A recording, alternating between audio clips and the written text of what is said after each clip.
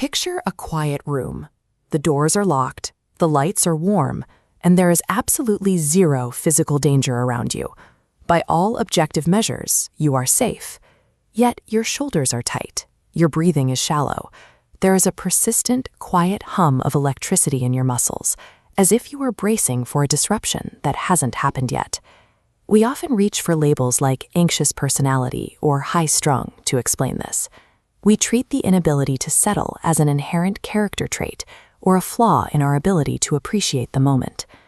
Look at the relationship between these two states.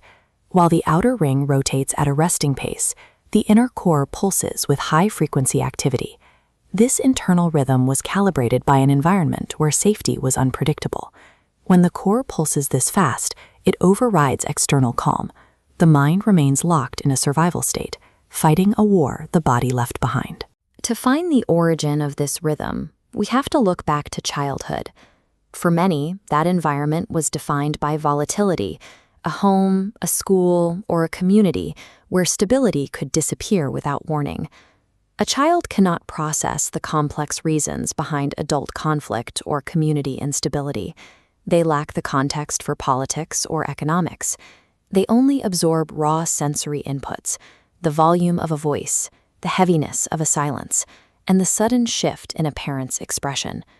To protect the child, the brain prioritizes survival protocols over standard development. Slower pathways dim, while brighter survival circuits rapidly reinforce themselves.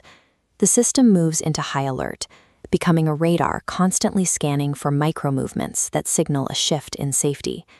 These reactions are designed to keep a child small and observant.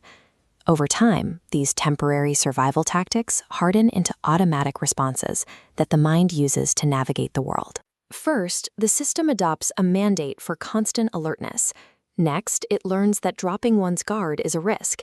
Finally, it deeply internalizes the absolute need to always be ready for a sudden loss or an unexpected, invisible threat. In an unpredictable environment, fear stops being a passing emotion. It becomes the foundational architecture of the developing mind. Now consider the present day. You may have a stable home, a career, and reliable relationships. The external danger that built those survival circuits is gone. The top line is your stable reality, but the bottom shows your internal threat detection system running its childhood survival protocol. This mismatch creates a reflex to keep people at a distance, endlessly rehearsing for a crisis that isn't there. Living in this state is physically exhausting. The hypervigilance that once ensured your survival is now draining your daily energy. When your baseline for normal was set during a crisis, genuine peace feels unfamiliar. It can feel uncomfortable or even untrustworthy. Your younger self performed a sophisticated, life-saving calculation. By remaining hypervigilant, they ensured you survived long enough to reach the safety you have now.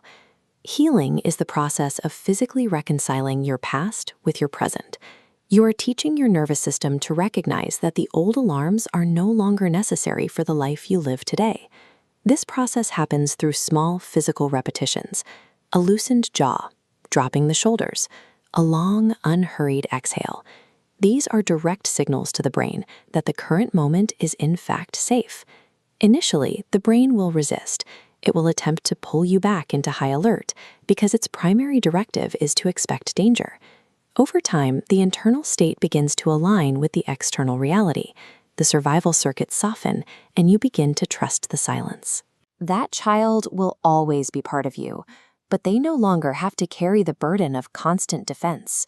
You can show them that the environment has changed and allow peace to finally feel real.